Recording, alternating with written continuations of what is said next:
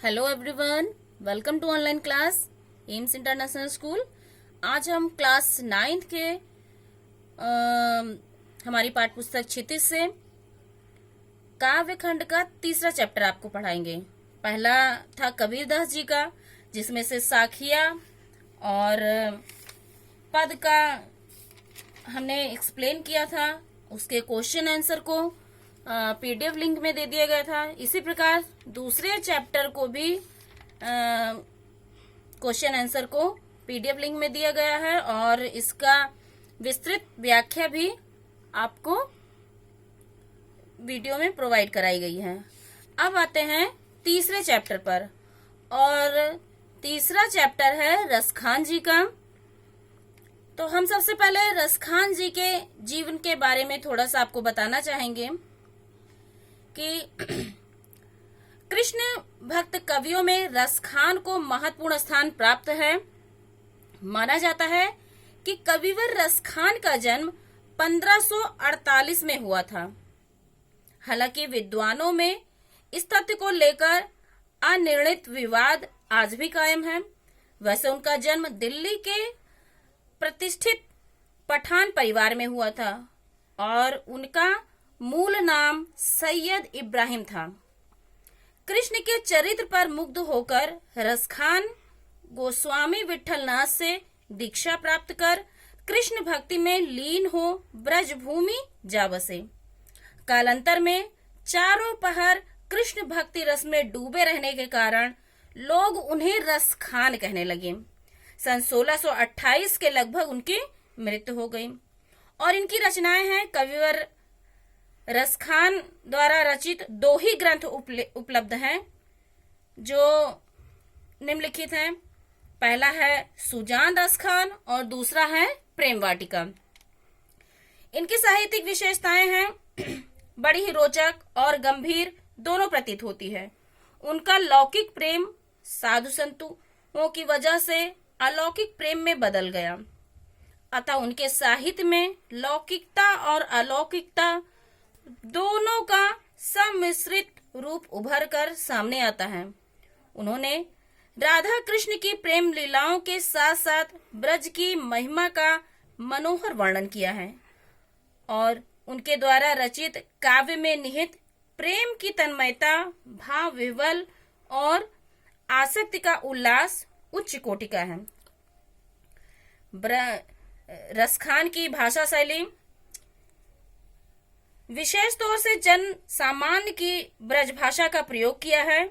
ब्रज क्षेत्र में प्रचलित मुहावरे उनके साहित्य में स्वाभाविक रूप से देखने को मिलते हैं। उनकी भाषा की मार्मिकता, शब्द चयन एवं व्यंजक शैली अद्भुत है। रसखान के साहित्य में दोहे, कवित्व और सवैयों की बहुलता है और उन्हीं सवैयों में से एक है मानुष हो तो वही रसखान। अब हम इसका विस्तृत व्याख्या आपके से करने जा रहे हैं। देखिए, ये है सवैया।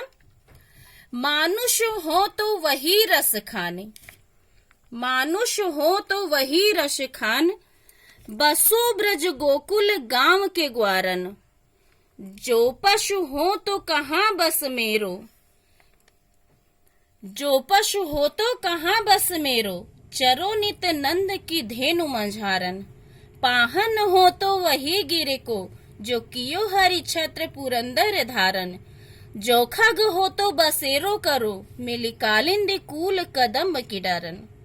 बहुत ही अच्छा सवैये का पद है और इसका संदर्भ है प्रस्तुत सवैया हमारी पाठ्य पुस्तक क्षितिज के अंतर्गत संकलित रसखान के सवैयों से उद्धृत है और इसमें प्रसंग है इसका कि इस सवैये में रसखान का कृष्ण के प्रति अनन्य प्रेम और ब्रज भूमि तथा वहां की प्रत्येक वस्तु के प्रति अनुराग झलकता है। अनुराग मतलब प्रेम झलकता है। व्याख्या देखिए, कवि कृष्ण के प्रेम में इतना तल्लीन है, कहने का मतलब कि जो कवि हैं वो कृष्ण के प्रेम में इतने मग्न है कि उनकी इच्छा है कि यदि मैं मनुष्य के रूप में पुनः जन्म पाऊं तो ब्रज और गोकुल के गांव के ग्वालों के बीच में रहूं। रसखान कहते हैं कि यदि मैं पशु के रूप में जन्म पाऊं तो नित्यानंद की गायों के बीच में चरूं, और यदि विधाता मुझे पत्थर भी बनाए तो उसी गोवर्धन पर्वत का पत्थर बनूं जिसे ब्रज की रक्षा के लिए इंद्र के कारण कृष्ण ने छतरी की भांति उठा लिया था। रसखान की कामना है कि यदि मैं पक्षी बनूं तो मेरा बसेरा यमुना के तट पर स्थित वही कदम्ब वृक्ष पर हो जिसके नीचे खड़े होकर कृष्ण बंसी बजाते हैं। तात्पर्य है कि रसखान प्रत्येक स्थिति में, किसी भी स्थिति में श्री कृष्ण के निकटतम सानिध्य प्राप्त करना चाहते हैं, मतलब उनका स्निग्ध प्राप्त करना चाहते हैं और उनका प्रेम प्राप्त करना चाहते हैं। तो बेटा ये है पहले पद की व्याख्या, और अगले पद की व्याख्या हम आपको नेक्स्ट वीडियो में प्रोवाइड करवाएंगे। Thanks for watching my video.